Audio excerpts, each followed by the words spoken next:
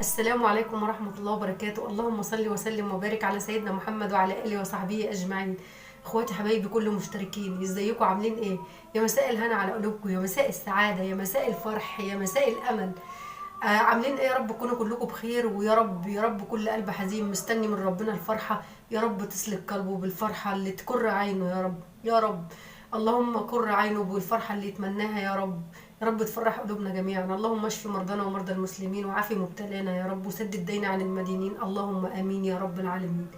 النهارده هقدم لكم الاول برحب بكل اللي اشتركوا جديد، نورتوني وشرفتوني، واللي لسه ما اشتركش واللي اول مره يشوفني، دي قناتي يوميات ليلى بنت الريف.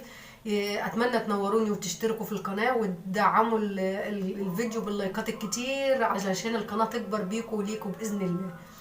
النهارده هقدم وصفه جميله قوي، وصفه موفره، وصفه يعني ما مش بمقادير، مقاديرها كلها عندك في البيت. وصفه تحفه والله العظيم. بصوا كل ده بنص كيلو دقيق. بصوا والله العظيم، بص هي ميكس ما بين الكيكه وما بين البسكوت. وصفه في منتهى الجمال، بتدوب في البق. بصوا من جوه واخده طعم الكيكه وطراوه الكيكه، ومن بره طعم البسكوت. وصفه جميله. تاخدوها بقى تحطوها في اللانش بوكس للعيالكم، تاكلوها كده جوه اخر الليل بشويه شاي. الشتا داخل اهوت وهيعوز الحاجات دي. بصوا والله العظيم كل ده بنص كيلو دقيق. انا عايزاكم تقوموا تجربوها دلوقتي على طول. بس انا ليا كذا ملاحظه كده قبل ما ابدا الفيديو.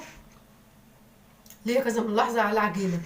اولا العجينه لو لقيتيها بتشقق ولقيتيها مفروله في ايدك، اوعي تشتغلي فيها، حط لها سنه ميه. هي الوصفه ديت اصلا ما فيهاش ميه، بس لو لقيتيها بتفرول او لقيتيها بتشقق او لقيتيها ناشفه سنه، حط لها شويه ميه ولفيها بيها، ما تعجنيهاش، لفيها خليها تشرب بس شويه الميه، بحيث ان هي تبقى في ايديكي طريه وفيها سنه مطه صغيره، مش تمط، لانها لو مطت هتنشف.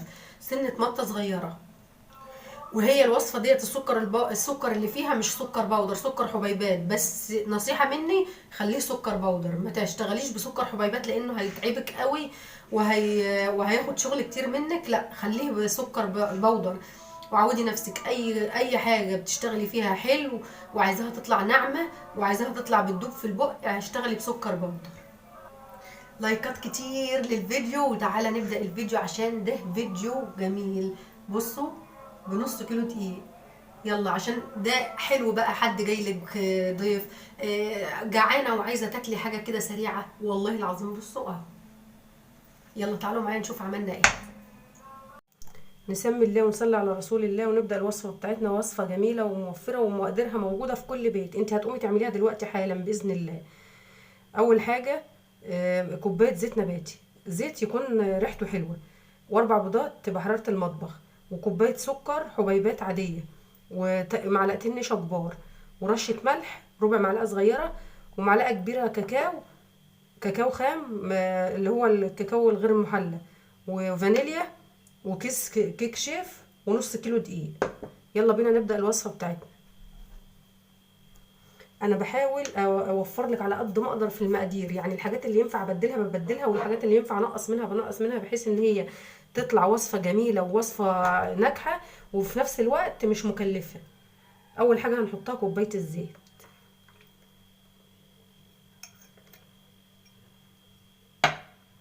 وبعدين كوبايه السكر عليها.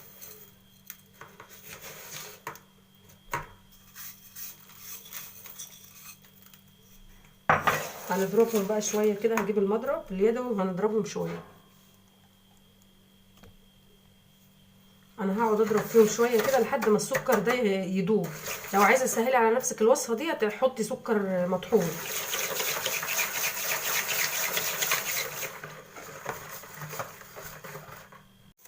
بعد كده هنحط البيض ونقلب برضو، 4 بيضات.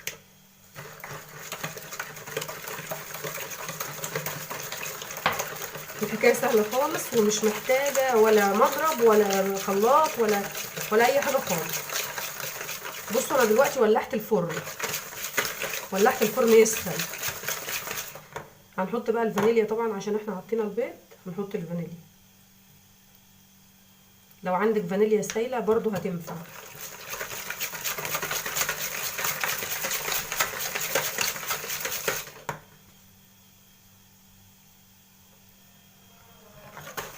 كده تمام قوي. قوام اهو بقى، قوام كريمي كده. هنحط بقى النشا، معلقتين النشا. النشا ده النشا الذره اللي احنا بنعمل بيه الحلويات، النشا العادي او المايونيز.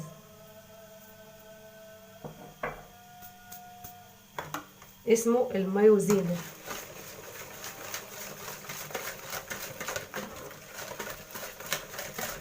هنضرب لحد ما النشا يختفي. كده النشا اختفى اهوت في قلب الخليط.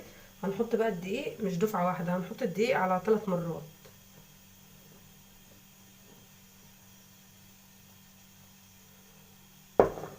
في الوقت ده هنحط الكيس الكيك شيف.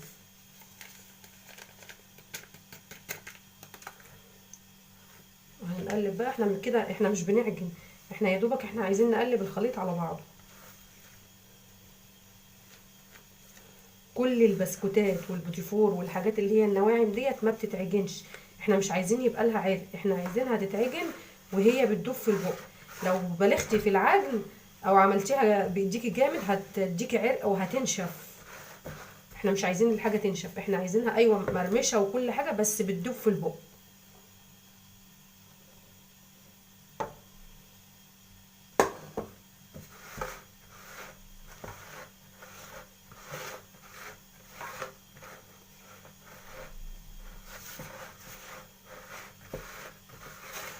انا مش هحط ايدي دلوقتي لانها لسه بتلزق جامد، انا هحط ايدي بعد ما تلم شويه.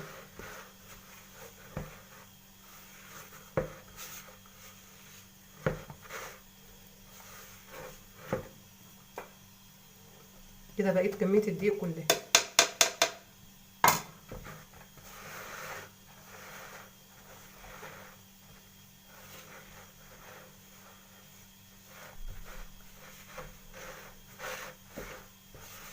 انا مش عايزه احط ايدي عشان ما اخليلهاش عرق، انا عايزاها دايبه.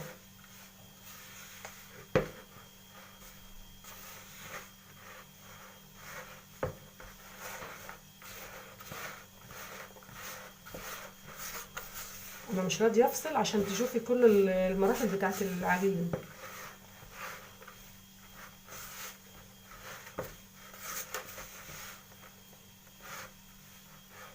كده بقى دلوقتي ممكن احط ايدي اكملها بايدي.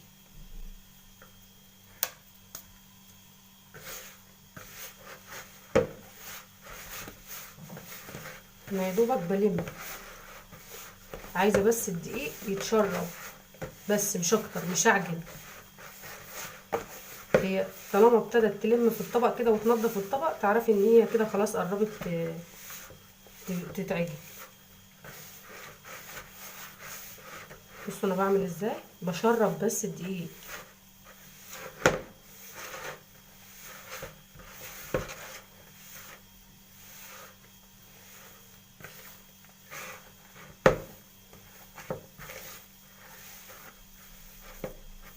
كده العجينه كده ما شاء الله جميله.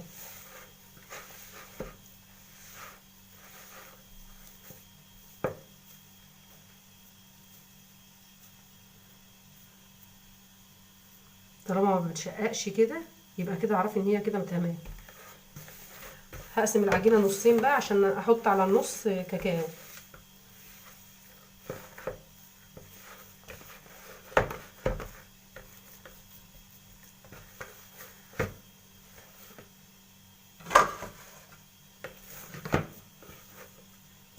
هحط على النص ده كاكاو، اللي هما المعلقتين الكاكاو اللي احنا قلنا عليهم. وطبعا كل ما تختاري الحاجات ديت جودتها حلوه ونوعها كويس بتديكي طبعا طعم حلو. يعني الكاكاو، الفانيليا، الحاجات دي، الزيت، كل ده بيفرق في الطعم.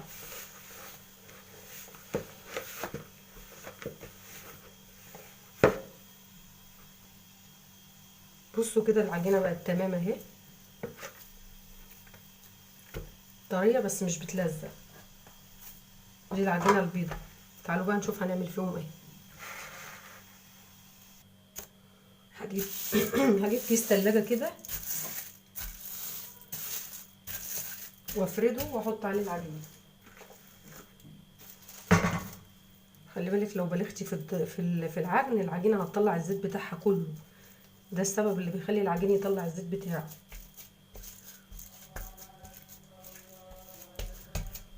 احط عليها كيس تاني وافردها بقى بالمشاية.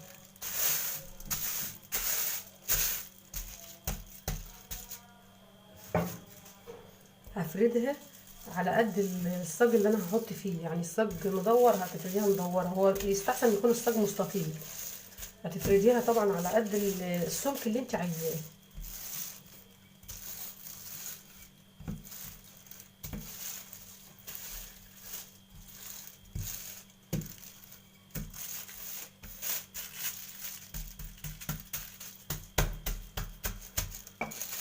طبعا هنلم عشان ما نقطعش منها حاجه، كل شويه كده هنلم الحروف دي بالسكينه كده، الحروف اللي هي مشرشبه دي هنلمها بالسكينه كده.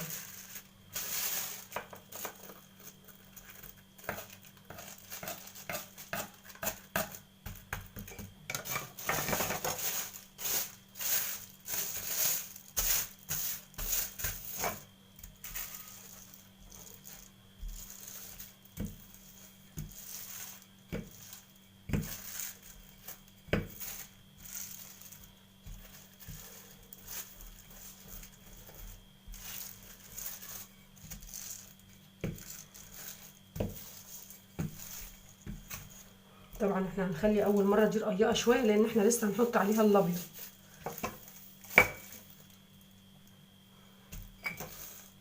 هنسوي بقى الحروف دي من غير ما نقطعها، هنسويها بس كده من فوق الكيس، هي بتتسوى سهل. بنلم بس الحروف المشرشره دي، بصوا ازاي، عشان ما نهدرش بس من العجين.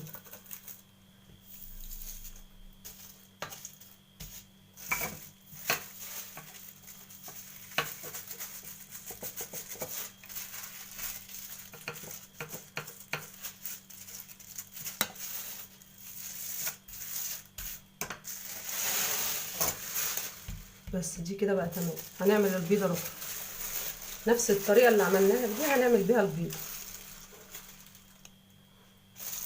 دي العجينه البيضه اهي، هنعملها بنفس الطريقه.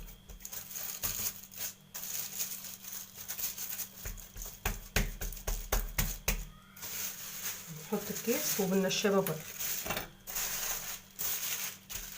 هي العجينه طريه على فكره وسهله، وبص يعني ممكن تتعمل بالايد كمان اهي، يعني لو مفيش نشابه هي تتعمل بالايد.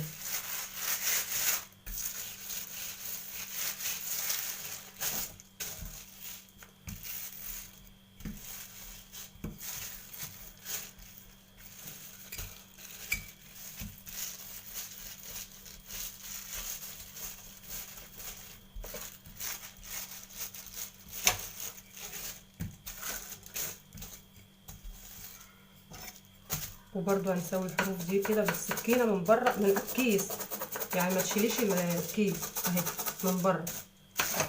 انا تنيتها دي المره التانية. في المره دي بقى قبل ما تفردي تحطيها في الصاج عشان ما تغلبكيش، تفرديها وهي في قلب الصاج. انا جبت صاج اهوت مدهون زيت، هنشيلها بقى بالكيس نحطها في الصاج عشان ما تغلبناش، لو فردتيها وهي على الرخامه هتغلبك وانت بتشيليها.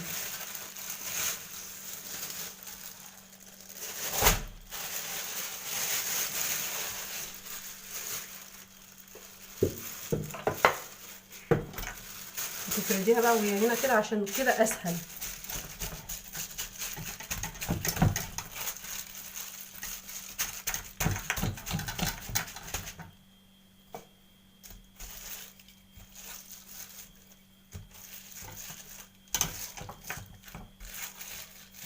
هي لو شكلها باين كده مش حلوه هنا، بس هي بتبقى جميله اما تيجي تقطعيها بتبقى طبقات وجميله.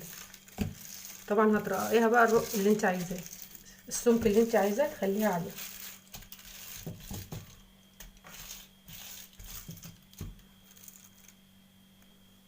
كده بقى خلاص هحطها في قلب الفرن على درجة الحرارة 170، يعني متوسطة مش ولا عالية ولا واطية، وانا مولعة الفرن يسخن بقاله فترة. انتوا ممكن تاكلوه على كده، ممكن يتاكل على كده، انما انا هزوقه بقى. انا عملت بس هزينه بس بحاجات بسيطه كده. دي حته شوكولاته بيضه عملتها على حمام مائي، هحطها بس على الوش كده.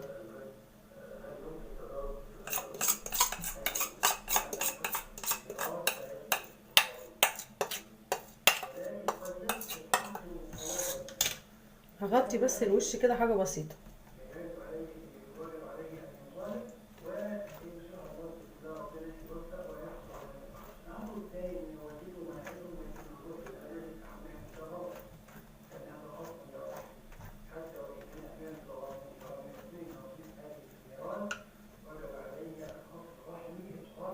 وطبعا الشوكولاته البيضه ما كفتش وانا ما عنديش تاني، فعملت شويه بني.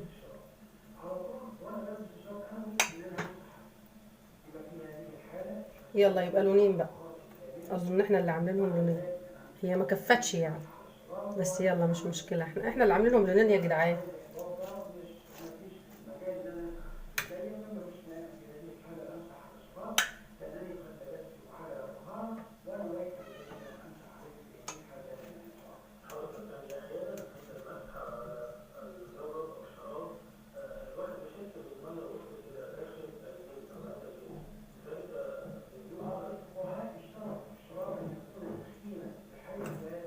بصوا بقى، بعد ما جمدت وحطيتها في الفريزر شويه، في التلاجة شويه، الشوكولاته اللي انا حطيتها دي جمدت.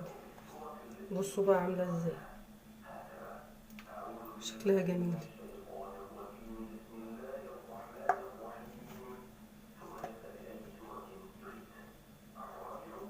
بصوا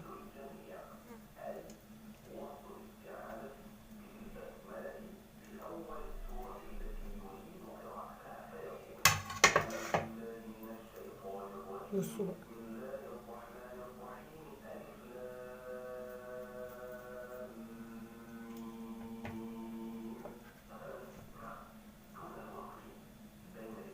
بصوا الطبقات من جوه عامله ازاي، تحفه.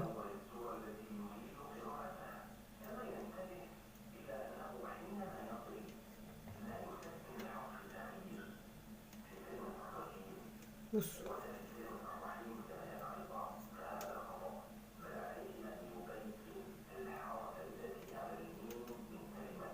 والله العظيم تحفه جميله. والطعم بقى، الطعم حكايه. الطعم ما بين البسكوت وما بين الكيكه، ميكس كده ما بين البسكوت والكيكه. والله العظيم جميله، جربوها جميله. بصوا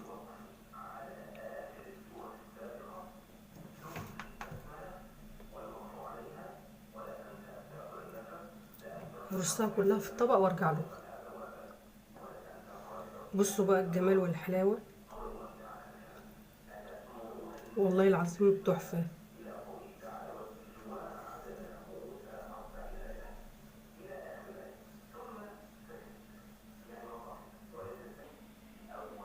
في منتهى الجمال، جربوها والله العظيم جميله، طعم تحفه. بصوا الحلاوه، جربوها والله العظيم جميله. بصوا